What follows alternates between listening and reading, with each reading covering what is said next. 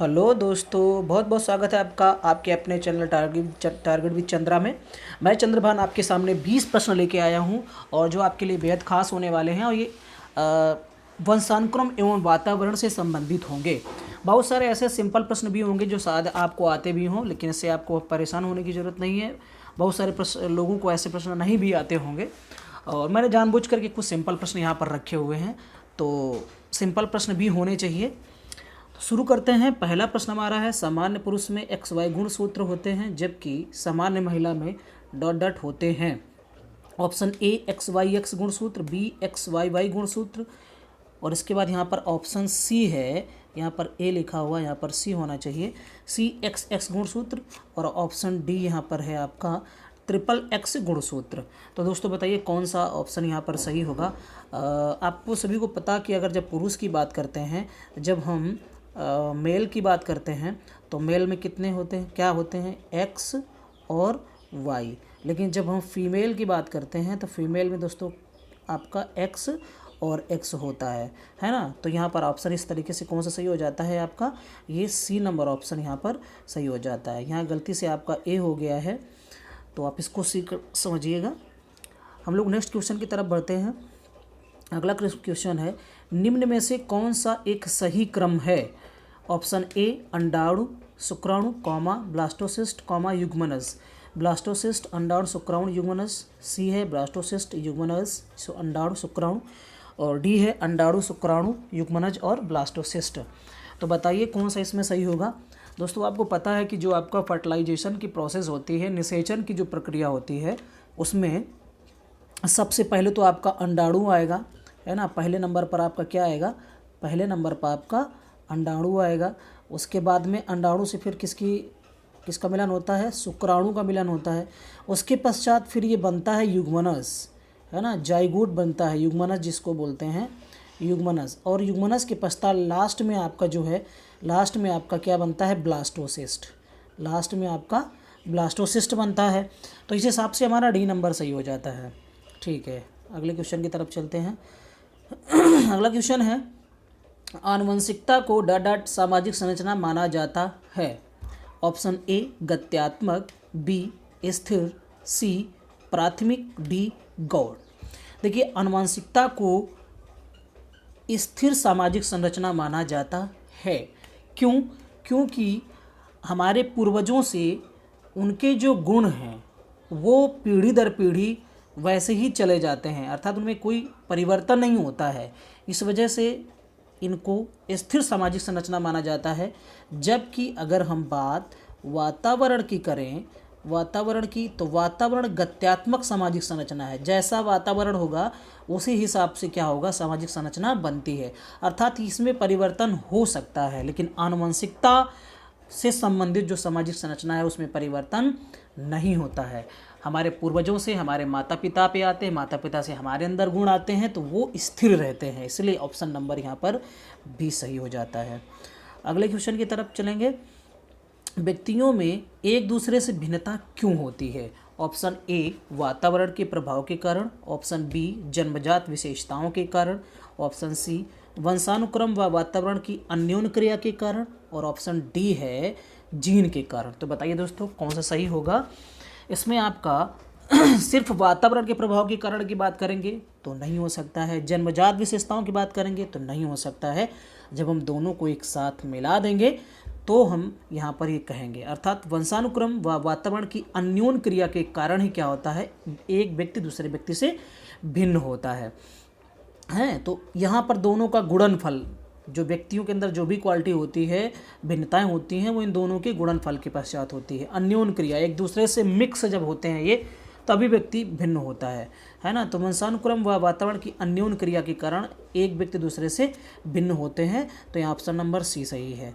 अगले प्रश्न की तरफ बढ़ेंगे। प्रश्न नंबर 5, जन्मजात व्यक्ति गुणों का योगफल है। अगर हम जन्मजात व्यक्ति गुणों का योगफल की बात करेंगे तो जन्मजात क्या होता है हमारा, जन्मजात हमारा वंशानुक्रम होता है ना। यहाँ 3 तो हो ही नहीं सकते हैं, 30 ये समानता, निरंतरता, ये उत्साह, ये तो हो ही नहीं सकते हैं। वंशानुक्रम यहाँ पर सही होगा। अगला ऑप्शन है, अगला प्रश्न है क्वेश्चन नंबर 6, डॉट डॉट अर्थात रिक्त स्थान के अनुसार बालक का विकास आनुवंशिकता तथा वातावरण का गुणनफल है। अर्थात पूछा जा रहा है कि किसके अनुसार बालक का विकास आनुवंशिकता तथा वातावरण का गुणनफल है। तो यहाँ पर दोस्तों Woodworth, B number Garrett, C number Holland, D number Thorndike. अब बताइए कौन सा सही होगा। तो इसमें पहला नंबर सही होगा वुडवर्थ। वुडवर्थ की परिभाषा आप पढ़िए वंशानुक्रम एवं वातावरण की। उसमें इसने कहा है कि वंशानुक्रम और आनुवंशिकता का गुणनफल ही क्या है आपका ये जो आपका विकास होता है या हाँ, तो ये बालक का विकास जो है वो आनुवंशिकता और वातावरण का गुणनफल होता है। जैसे मतलब कहें कि आनुवंशिकता को जैसे हम माने कि एक बीज होता है ना, किसी भी फल का एक बीज है, इस बीज में सारे गुण मौजूद हैं। अर्थात इस बीज में एक वृक्ष बनने की सारी क्वालिटियां हैं, एक वृक्ष बनने की सारी क्वालिटियां हैं। लेकिन अगर इस बीज को अगर सही से पानी ना मिले, उसको प्रकाश ना मिले, नमी ना मिले, हवा ना मिले, तो क्या होगा, ये वृक्ष नहीं बन पाएगा। तो ये दोनों का गुणनफल है। अर्थात विकास तभी अच्छा होगा जब आनुवंशिकता तथा वातावरण दोनों सही हों। ये किसका कहना है, वुडवर्थ का कहना है। ठीक है, अगले प्रश्न की तरफ हम लोग बढ़ते हैं। Question number 7। क्वेश्चन नंबर 7 है सामान्य संयुक्त कोशिका में गुणसूत्रों के जोड़े होते हैं। तो दोस्तों सभी को पता होगा कि 23 जोड़ होते हैं और कुल मिलाकर के कितने होते हैं, 46 गुणसूत्र होते हैं, सभी को पता है ये। तो बी नंबर सही है इसका आंसर। अगला क्वेश्चन है इसमें से किसका नाम सूजन शास्त्र के पिता से जुड़ा हुआ है। अर्थात सुजननकी आपने पढ़ा होगा, है ना, सुजननकी। तो इस सुजननकी के पिता किसको कहा जाता है, ये दोस्तों कहा जाता है गाल्टन को। ठीक ना, गाल्टन जो है वो सुजननकी के पिता हैं। अगले प्रश्न की तरफ बढ़ेंगे। अगला प्रश्न है यदि गुणसूत्रों का मिलान हो तो लड़के का जन्म होता है। मतलब पूछा जा रहा है कि किन गुणसूत्रों का मिलान होने से लड़के का जन्म होता है। तो आपको पता है कि पिता के पास यक्स वाई होते हैं, माता के पास यक्स होते हैं, है ना। तो एक यक्स इसका एक यक्स इसका जब मिलेगा तो ये यक्स होंगे। इसका मतलब होगा क्या कि यहाँ पर आपकी पुत्री होगी, है ना, यहाँ पर आपका पुत्री जन्म लेगी। ठीक, लेकिन एक इसका यक्स और एक इसका वाई जब मिलते हैं तो क्या होता है, यहाँ पर पुत्र जन्म लेता है।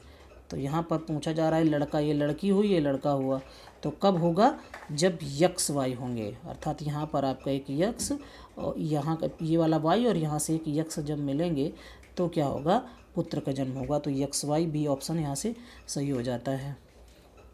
अगले प्रश्न की तरफ बढ़ेंगे। निम्नलिखित में से कौन सा मुख्य रूप से आनुवंशिकता संबंधी कारण है। आनुवंशिकता संबंधी कारण कौन सा है। ऑप्शन ए है आँखों का रंग, बी है सामाजिक गतिविधियों में भागीदारिता, सी है समकक्ष व्यक्तियों के समूह के प्रति अभिवृत्ति और डी है चिंतन पैटर्न। देखिए आनुवंशिकता के हिसाब से तो अगर देखें तो चिंतन पैटर्न तो हो नहीं सकता, समकक्ष व्यक्तियों के समूह की प्रति अभिवृत्ति ये भी नहीं होगा, सामाजिक गतिविधियों में भागीदारिता ये भी नहीं होगा।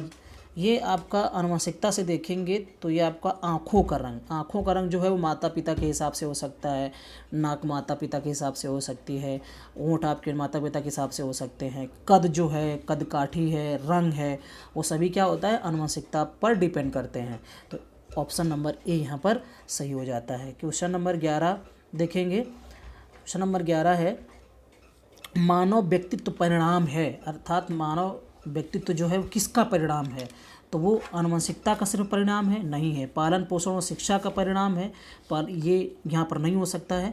आनुवंशिकता और वातावरण की अंतरक्रिया का, डी नंबर केवल शीघ्र सीखते हैं, तो ये तो किसी हिसाब से नहीं होगा।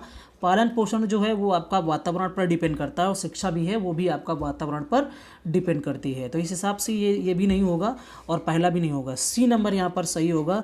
यहाँ पर आनुवंशिकता और वातावरण की अंतःक्रिया की बात की जा रही है, ये नंबर आपका सही होता है। जो भी व्यक्ति की पर्सनालिटी होती है वो आनुवंशिकता और वातावरण की अंतःक्रिया पर डिपेंड करती है।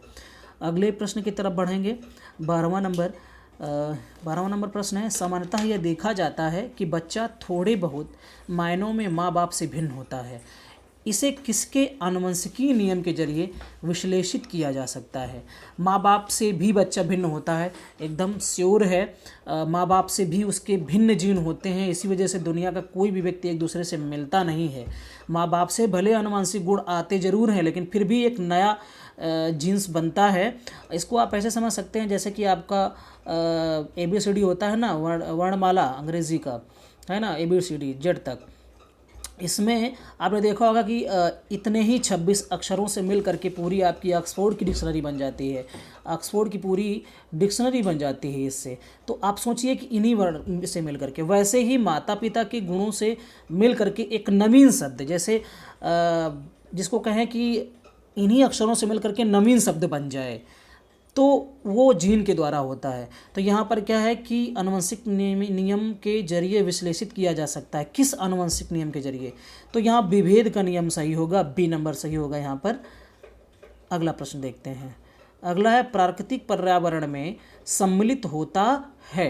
हमारा जो नेचुरल जो आपका एटमॉस्फेयर है, एनवायरनमेंट है, उसमें क्या सम्मिलित होता है? वंशानुक्रम सम्मिलित होता है? नहीं, ये तो गलत हो गया।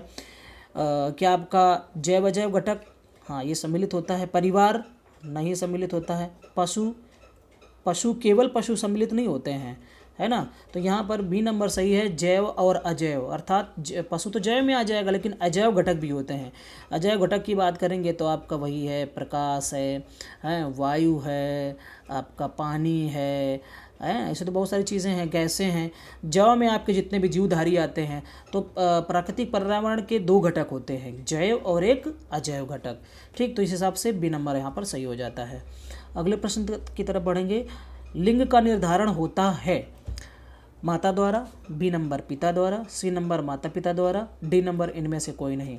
दोस्तों, कई लोगों को पता होगा ये वाला इसमें आंसर कौन सा होगा। देखिए, जैसे ये माता के गुणसूत्र हैं और ये आपके पिता के गुणसूत्र हैं। अब यहाँ पर अगर लड़की होगी तो ऐसी कंडीशन में माँ का ये एक्स गुणसूत्र और एक पिता का मिलेगा तो लड़की होगी। अगर यहाँ का एक एक्स मिला और ये वाई मिला तो यहाँ पर क्या होगा? यहाँ पर आपका लड़का होगा। तो डिपेंड करता है पिता पर, पिता के गुणसूत्र पर ही डिपेंड करता है। अगर पिता का गुणसूत्र में जो हावी होगा, एक्स वाला हावी हो गया जीन, तो आपका लड़की होगी, प्रभावी हुआ, और वाई वाला अगर प्रभावी हुआ तो क्या होगा?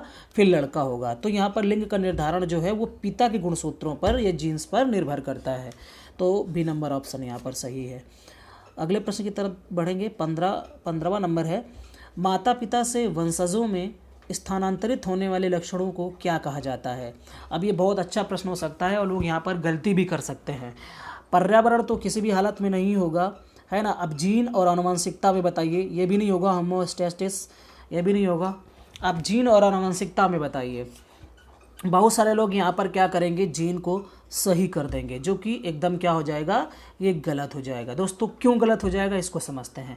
देखिए, माता पिता से वंशजों में स्थानांतरित होने वाले लक्षणों को हम क्या नाम देते हैं? आनुवंशिकता नाम देते हैं। ये वाला सही है। अब जीन क्यों नहीं कहते हैं? जीन क्या होता है? आनुवंशिक लक्षणों का वाहक होता है। अर्थात जीन क्या है? ले जाने वाला होता है। ये सिर्फ वाहक होता है, लेकिन जो लक्षण होते हैं उनको हम आनुवंशिकता कहते हैं। तो इस हिसाब से हमारा ऑप्शन जो है वो कौन सा सही होगा? इस हिसाब से हमारा सी नंबर ऑप्शन यहाँ पर सही हो जाता है। अगले प्रश्न की तरफ बढ़ेंगे। 16वां नंबर, विद्यार्थी का विकास निर्भर करता है वंशानुक्रम पर, वातावरण पर, सी नंबर वंशानुक्रम एवं वातावरण पर, और डी नंबर उपयुक्त में से कोई नहीं।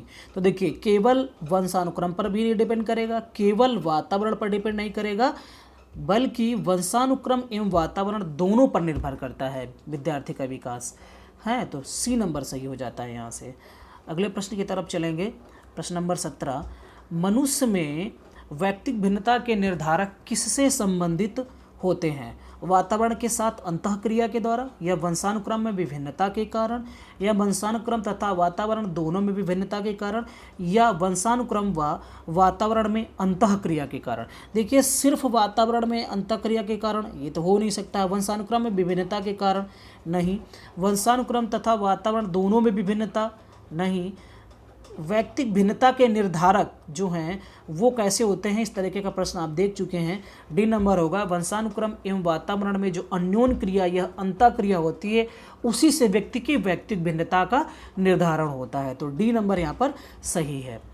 अगले प्रश्न की तरफ चलेंगे। 18वां प्रश्न, आनुवंशिकता को एक ... सामाजिक संरचना माना जाता है। देखिए ये प्रश्न भी आ चुका है, यहाँ थोड़ा सा चेंजमेंट कर दिया गया है विकल्पों में। पहला विकल्प है प्राथमिक, बी नंबर है द्वितीयक, सी नंबर है गतिक और डी नंबर है स्थायिक। तो आपको पता है कि जो वातावरण होता है, वातावरण आपका कैसा होता है, गत्यात्मक होता है, ये आपका गत्यात्मक होता है।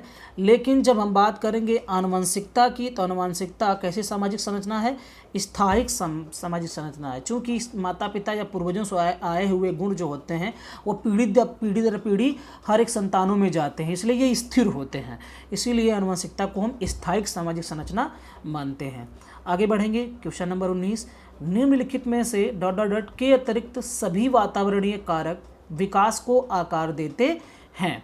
तो देखिए यहाँ पर पूछा जा रहा है वातावरणीय विकास कारकों के बारे में। तो शिक्षा की गुणात्मकता ये क्या है, ये हमारे प्रश्न दोबारा पढ़ते हैं। निम्नलिखित में से के अतिरिक्त सभी वातावरणीय कारक विकास को आकार देते हैं।